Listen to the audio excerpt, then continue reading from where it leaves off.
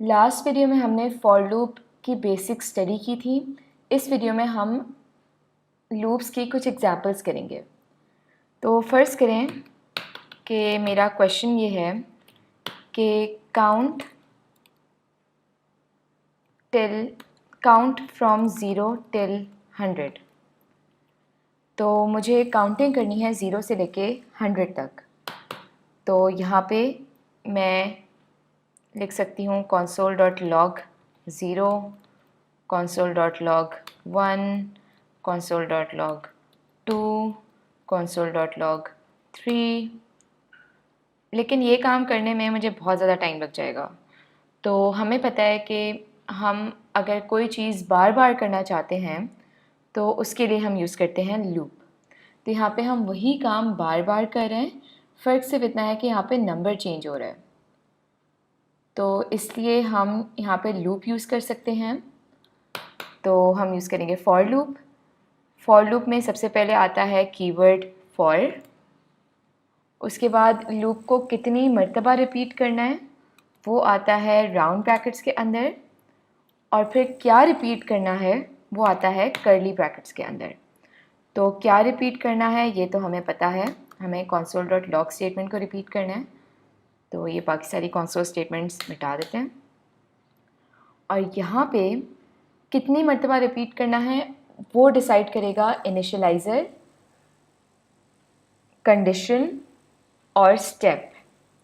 तो इनिशियलाइज़र के लिए हम लिखेंगे लेट i = 0। अब यहाँ पे आप i की जगह कुछ भी लिख सकते हैं। मैं यहाँ पे सिर्फ ये प्रूफ करने के लिए कि i की जगह आप कुछ भी लिख सकते हैं, यहाँ पे मैं लिख रही हूँ काउंट। उसके बाद आता है कंडीशन सेमीकोलन के बाद। तो यहाँ पे कंडीशन क्या होगी, काउंट इज़ लेस देन 100। उसके बाद मुझे स्टेप लिखना है, तो यहाँ पे लिखेंगे काउंट प्लस प्लस। इसको सेव करते हैं और फिर हम वेब पेज को रिफ़्रेश करेंगे। तो यहाँ पे 0 प्रिंट हो रहा है 100 टाइम्स, लेकिन मुझे 0 को 100 टाइम्स प्रिंट नहीं करना था, बल्कि मुझे 0 फिर 1 फिर 2 और इस तरह 100 तक प्रिंट करना था।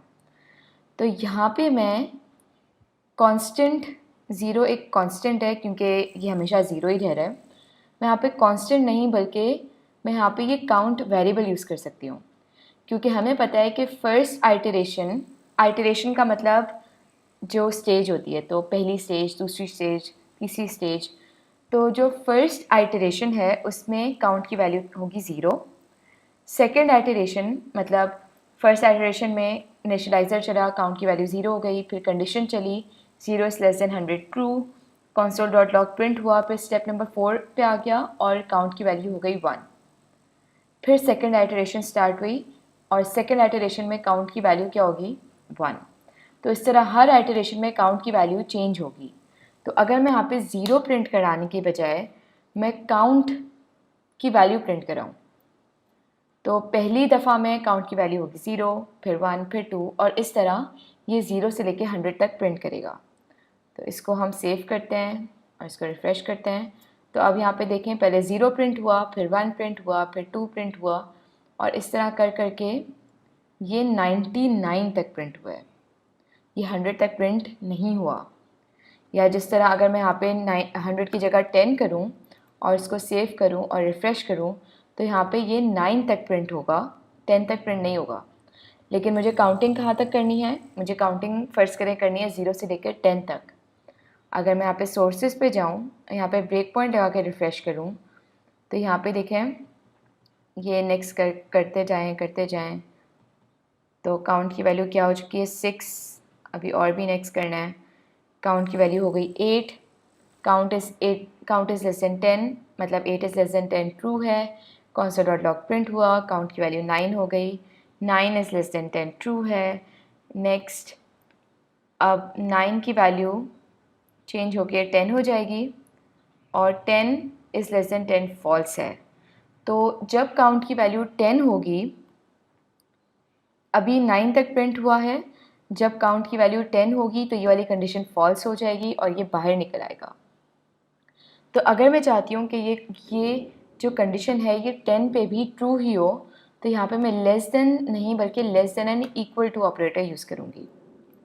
इसको हम सेव करते हैं और अब इसको रिफ़्रेश करते हैं। तो यहाँ पे मैंने नेक्स्ट किया, काउंट की वैल्यू 0 थी तो इसलिए यहाँ पे कंसोल लॉग हो गया 0। फिर इंक्रीमेंट, काउंट की वैल्यू 1 थी तो यहाँ पे कंसोल लॉग हो गया 1, और इसी तरह हम करते जाएंगे। और इस मर्तबा 10 भी प्रिंट होगा, क्योंकि जब काउंट की वैल्यू 10 थी तो 10 is less than and equal to 10 true था, और इसलिए यहाँ पे कंसोल डॉट लॉग 10 प्रिंट हो गया। तो इस तरह आप काउंटिंग कर सकते हैं फ्रॉम 0 टिल 100। और यहाँ पे अगर आपको हर मर्तबा कोई डिफरेंट चीज़ प्रिंट करनी है तो यहाँ पे आप उसके लिए इस लूप वेरिएबल को यूज़ कर सकते हैं। ये जो काउंट है, या अगर आप जो भी इसका नाम दें, इसको आप आई नाम दे सकते हैं, इसको आप कुछ भी नाम दे सकते हैं, इस वेरिएबल को कहते हैं लूप वेरिएबल। लूप वेरिएबल क्योंकि ये वेरिएबल लूप के अंदर डिफ़ाइन हुआ है, और इस लूप वेरिएबल का स्कोप सिर्फ और सिर्फ इस लूप के अंदर ही है। तो अगर आप यहाँ पे इसको लूप के बाहर एक्सेस करने की कोशिश करेंगे, मतलब अगर आप यहाँ पे लिखेंगे console.log काउंट, तो सिंस ये इसके अंदर डिफ़ाइन हुआ था तो इसका स्कोप इसके अंदर है, ये लोकल वेरिएबल है इस फॉर लूप का। अगर आपको याद नहीं आ रहा कि लोकल वेरिएबल और ग्लोबल वेरिएबल्स का क्या डिफरेंस था, तो आप इससे पहले की कुछ वीडियोस में मैंने लोकल वेरिएबल्स के बारे में बताया है, आप वो वाली वीडियो देखें। तो ये काउंट इस फॉर लूप का लोकल वेरिएबल है, तो यहाँ पे अगर मैं इसे एक्सेस करने की कोशिश करूँगी तो ये एरर देगा, क्योंकि इसका स्कोप सिर्फ और सिर्फ इस फॉर लूप के अंदर तक है। इसको अगर मैं सेव करके यहाँ पे रिफ़्रेश करूँगी तो यहाँ पे फ़िलहाल तो एरर नहीं आ रहा, लेकिन यहाँ पे ब्रेक पॉइंट लगाते हैं। तो जब यहाँ पे पहुँचेगा तो यहाँ पे देखें काउंट क्या आ रहा है, काउंट इज़ नॉट डिफाइंड। तो यहाँ पे या तो ये अनडिफाइंड प्रिंट करेगा या तो एरर प्रिंट करेगा। तो यहाँ पे ये एरर प्रिंट कर रहा है, uncaught reference error, count is not defined, क्योंकि काउंट इस फॉर लूप के अंदर डिफाइंड था तो यहाँ पे इसे नहीं मिलेगा।